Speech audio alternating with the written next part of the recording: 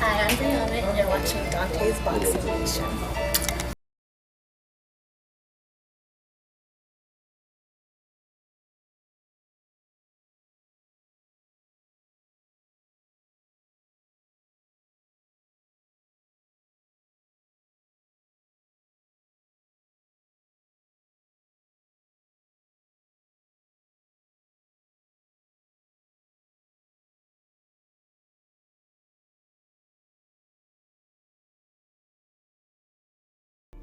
Dante's Boxing Nation, what's going on, guys?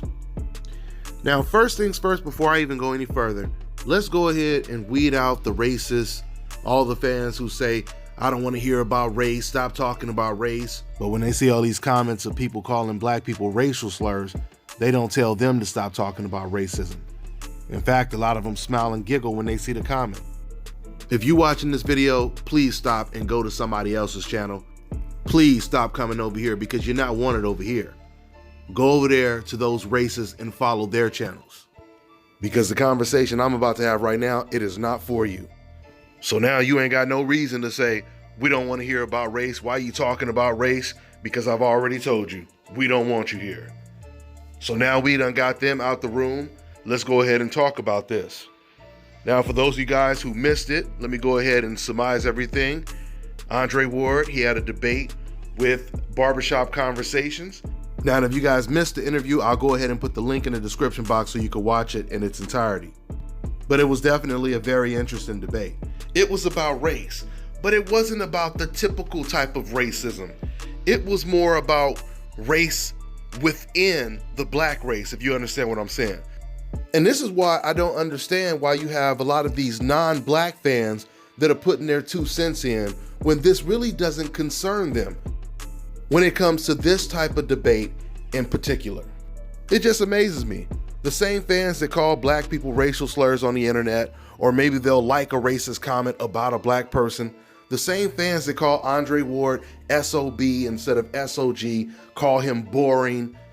These type of people are in no position to voice their opinion on the situation. Now, with that being said, this whole debate, it pretty much stems from Andre Ward basically saying after watching Wilder versus Fury, he was thinking Wilder probably wouldn't want to go through that again because it was such a difficult fight. So because he said that, Fred wanted to have an interview and talk to him about that. Now, the interpretation for Fred and some fans was Andre Ward was saying that Deontay Wilder, he was afraid to take the rematch. And they've also compared the Wilder-Fury situation to the Ward versus Kovalev situation when Ward took that rematch. They were basically saying, how could you say Wilder won't take the fight when you were in the same situation with Kovalev? This is something that Fred was saying in the interview. Now, I'm going to tell you guys, I don't agree with that comparison, Wilder-Fury versus Ward-Kovalev, and I'm going to explain it a little bit more. I also did not interpret what Wilder said or what Andre Ward said about Wilder not taking the fight as Wilder being scared or a diss towards Wilder. I'll elaborate on that point. But let me just make this clear. When it comes to Andre Ward, you guys need to know this. Andre Ward is one of the first boxers to start exposing double standards, racial double standards in the sport of boxing. Now, when it comes to me, I don't mind trying to bust my shoulder, patting myself on the back, because I am the first person when it comes to consistently exposing racial double standards and giving black American fighters the credit that they deserve in their own damn country. The same country that prefers to give commercial endorsements to foreigners like Gennady Golovkin and Manny Pacquiao, as opposed to giving them to Andre Ward, Americans like Deontay Wilder. These are the double standards that exist in the sport of boxing. And I think what happened in this interview is a lot of fans, they got the message misconstrued. They didn't really understand what Andre Ward was saying because it kind of turned into a I'm blacker than you type of conversation. Matter of fact, Fred, he even said at the end of the interview, I'm more of a Malcolm X than a Martin Luther King, which clearly tells you it was who's blacker. That's the type of conversation it was. So when Andre Ward said this is not all about race, I think he was talking about the Wilder situation in particular. He was saying that had nothing to do with race. He was basically saying, Listen, I don't have to sit over here and say Wilder won the fight or whatever people want me to say just because we American, we black, etc., etc. He was saying that's not about race. But clearly Andre Ward knows that the majority of these things are about race because Andre Ward has already spoke on double standards. First of all, I was the first person in a press conference to ask Andre Ward about double standards. This was a while ago. I was covering this fight out there in Oakland. I think it was against Sullivan Barrera. But I asked him after he won the fight. I said, Andre Ward, I mean, you done won a gold medal for your country. You done won an international tournament for your country when it comes to the Super Six. And you're still not getting the same type of respect that some of these foreigners get coming over here. And when I asked him that question, he elaborated and he talked about the double standards on stage. There was another interview I did with Andre Ward right before the Canelo versus Golovkin rematch. And Andre Ward, he said it. Matter of fact, he almost predicted what happened. He said in that interview, I'm going to tell you right now, it doesn't matter if Golovkin gets knocked out in the first round. They're going to make excuses for him. They're going to say, oh, the referee, gave him a bad count or he slipped or whatever. They're going to make every excuse in the book to defend Gennady Golovkin. And we all know why. We all know why. And in a certain sense, that's almost what happened. Because Gennady Golovkin, he ended up losing to Canelo Alvarez, and everyone defended Gennady Golovkin. Almost the same way Andre Ward pictured it. Of course, he didn't get knocked out, but you guys understand the point. But let me just go ahead and elaborate on this point. Once again, let's go back to Ward saying it's not about race. There's no doubt about it. Everything is about race. When it comes to boxing and outside of boxing, if you guys are watching the news, every week there's a story. A celebrity comes out saying something, about race? And usually it's about the black race. Almost every week there's a politician being forced to resign or getting busted for saying something or doing something racist. When you look at the comments, on these boxing videos, if you read the comments, all of those comments are racially divided. I mean, do you guys really think it's a coincidence that fighters like Floyd Mayweather, Errol Spence, Andre Ward, the Charlo brothers, Tank Davis, Deontay Wilder, and whoever else I didn't mention on the coincidental list, do you guys really think it's a coincidence that these non-black fans pretty much call all of them the same things? They treat them the same way? The messages are divided by race. You already know what a non-black fan, and some races in particular, because some races are more racist than others, but you already know what they're going to say before they even post it. Matter of fact, you could just read the names on some of these posts before you read the comment, and you have a pretty good idea of what they're going to say about a black fighter. Oh, F those bums, those Charlo sisters or whatever. Yeah, you calling them bums and you showing all this type of animosity towards Jamal Charlo because he's Canelo's #1 mandatory. But yeah, you were never calling Rocky Fielding a bum. You were never talking about how much you didn't like him and how much he didn't deserve to fight against Canelo. See, all of this is about race. Once again, the comments would not be racially divided if it wasn't about race. These fans that was accusing Andre Ward of being boring and saying that's the reason they don't like him. You had ESPN's Dan Raphael. He wrote an article. He didn't even go cover the fight. Once again, an American. He has a fighter, pound for pound, the best fighter in the world. He's fighting in the country. And Dan Raphael didn't even go to cover it. But he made sure he flew all the way to the UK to cover Golovkin fighting against a welterweight, moving up in Kell Brook. But when Kell Brook was fighting the American Errol Spence, Dan Raphael didn't fly to the UK. And when it comes to the war fight that Dan Raphael didn't cover, to add insult to injury, after the fight, after a dominant performance of Andre Ward, Dan Raphael wrote an article, and he titled the article, "The Most Boring Fight on HBO Ever." That's what he titled the article. Now, I bring all this up because you have these fans that use these code words calling black fighters boring when we really know what they really want to call them. But with that being said, it's funny how they'll call Andre Ward boring. They'll say, oh, it has nothing to do with race. We just want to see excitement and knockouts, etc., etc. But when they see Tank Davis knocking out cats in the first round, now they start saying, oh, he's fighting bums. Now they're angry. It's funny because Tank's knockout actually angered these fans more than when they were accusing Andre Ward of being boring.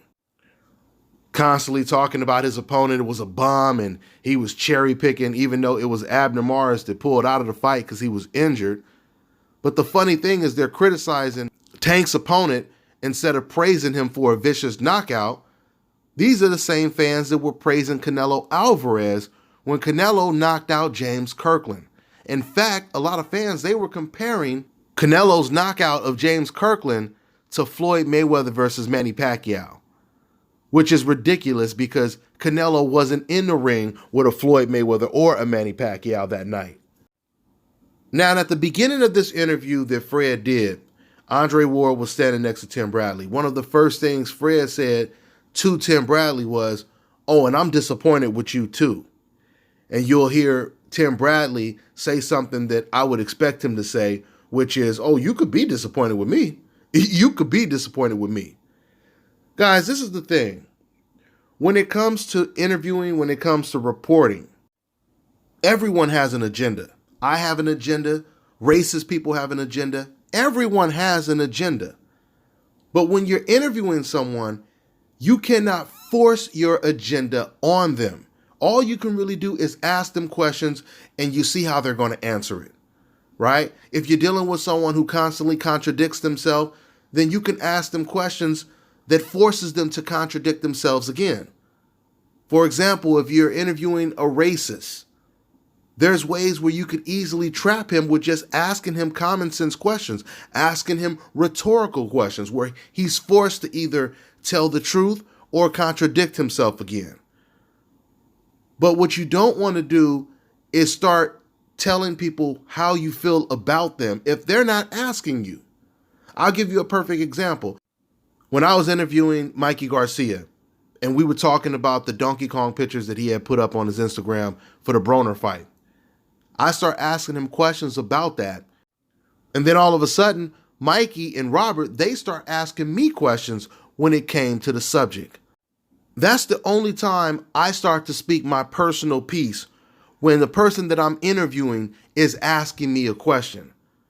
But I'm not going to just try to force my agenda or anything on him. It's totally up to him how he answers the questions. You know, the main reason I made this video, I thought it was the time to say this. We as black people have to stop competing with each other, trying to figure out who's blacker than the other. It's not a competition. And what it does is it creates a distraction on what we're really supposed to be focused on. This is supposed to be about, once again, exposing racial double standards, making sure that everyone is treated the same way. So when you hear Andre Ward say, I'm not pro-black, I'm pro-everyone, a lot of people, they didn't want to hear Andre Ward say that. But all Andre Ward was saying is, I'm not going to just lie to people and just tell you what you want to hear just because that person is black. Once again, he said, I'm not going to just say that I thought Deontay Wilder won the fight and he can't wait for a rematch just because we share the same skin tone. That's what he was talking about when he said, I'm pro everybody. At the end of the interview, he said, hey man, I like Deontay Wilder. I like Tyson Fury. I know you don't want to hear that. It's nothing wrong with Andre Ward saying that. You guys have to look at it this way. If you open up a restaurant, let's say, for example, you went to a restaurant and the restaurant had a sign that said whites only. They only serve white people. No minorities, no black people, just whites only. You see that sign. Let's just say hypothetically, you file a complaint, you sue them. That lawsuit turns into a class action lawsuit. They go bankrupt.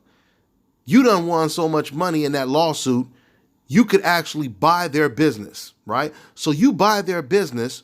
When you open up your restaurant, are you going to serve to everyone? Or are you going to say, you know what, this is payback?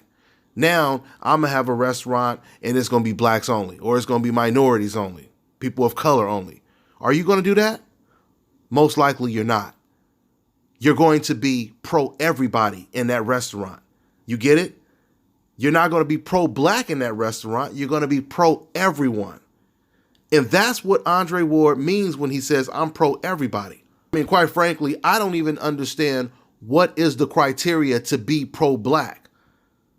Because when it comes to the Black Panthers, a lot of the Black Panthers, they have white wives. You know, the females have white husbands. Because it was never about segregation for them. It was always about fighting against racism, which has nothing to do with who you date. It has nothing to do with any of that. Just fighting. You don't even have to be black to fight against racism for black people. Hell, there's a white man by the name of Dixon White. I think his name is Dixon White. You guys can catch his videos on YouTube. But this guy, he fights against racism towards black people. He exposes white racist people. I mean, he breaks down the psychology of a white racist, the fear and everything else. He talks about all of this stuff. And my point is, he's not pro-black, but he's done a lot more with his microphone and his camera than a lot of black people have done. Wanting justice and wanting to be treated equally really has nothing to do with being pro-black. It has nothing to do with being pro-black. Colin Kaepernick is not pro-black. Rosa Parks wasn't pro-black. Martin Luther King wasn't pro-black. I guess if anyone would be considered pro-black, maybe it would be Malcolm X when he was under the leadership of Elijah Muhammad. But outside of him, none of those black civil rights leaders are pro-black. Once again, fighting against racism is not what makes you pro-black. So I believe this was an unnecessary distraction, this debate, because it's got racist people thinking that, oh, Andre Ward, he's slamming anyone that talks about race, and it wasn't about that. Andre Ward was disagreeing with Fred specifically. It had nothing to do because, you know, these racists, they like to clump all the black people together.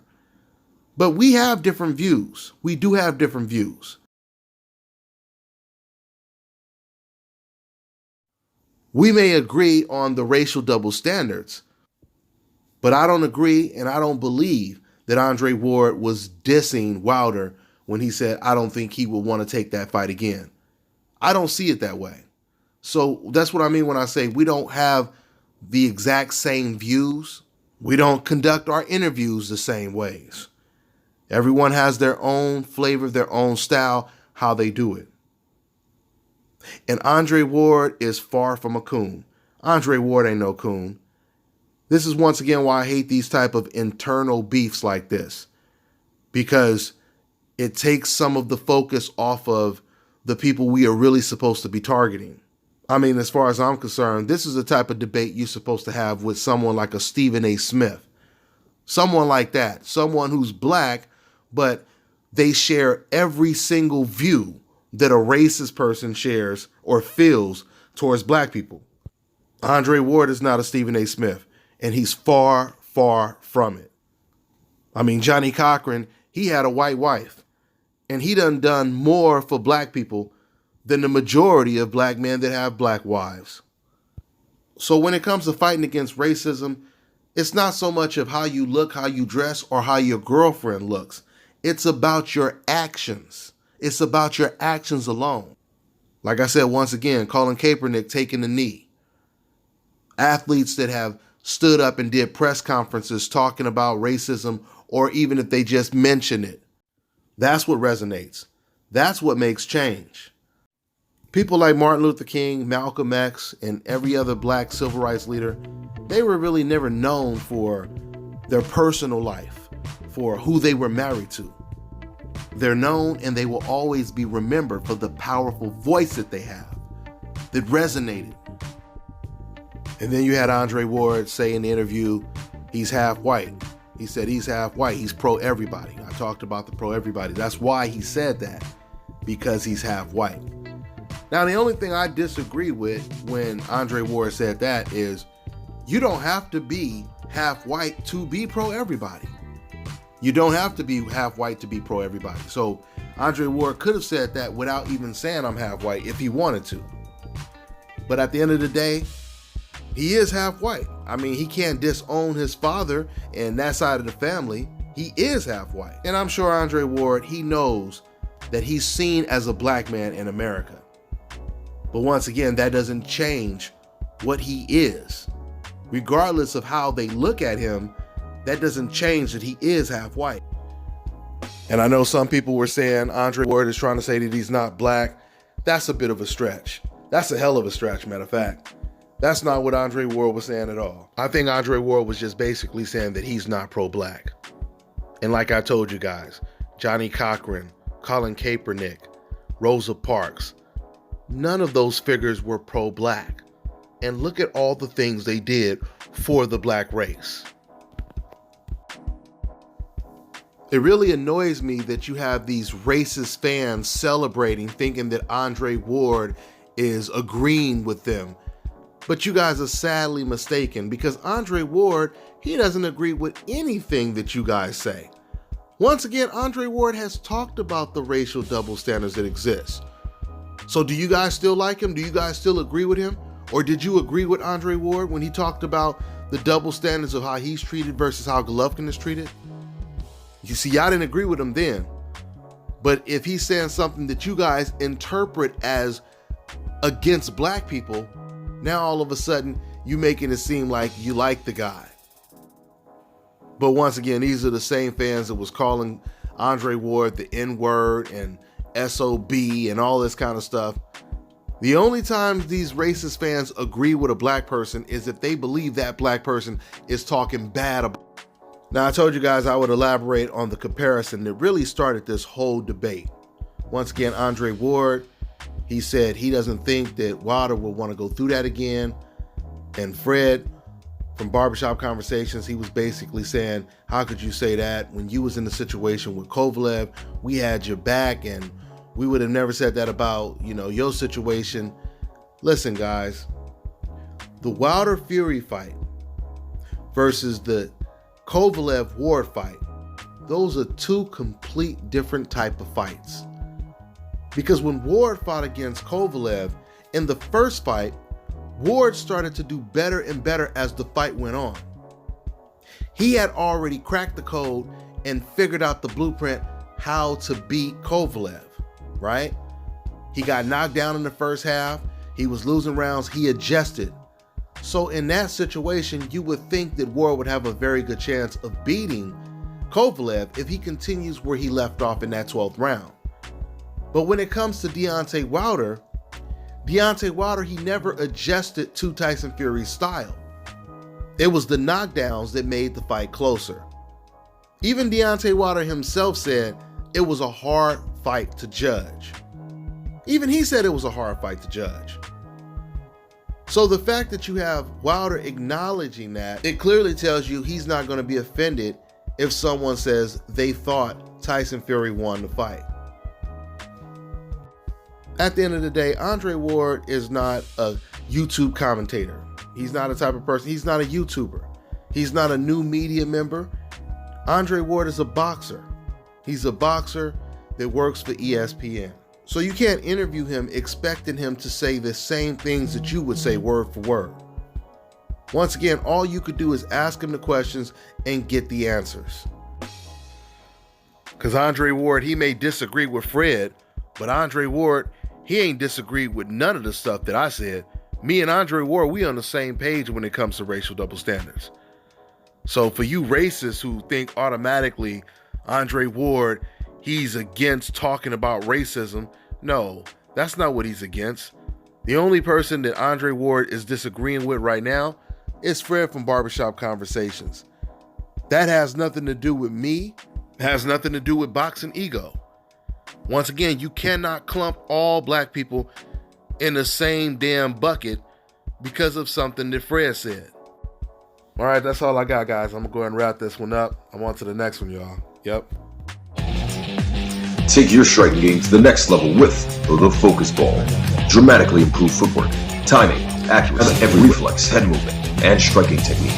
Train every time, everywhere with the Focus Ball.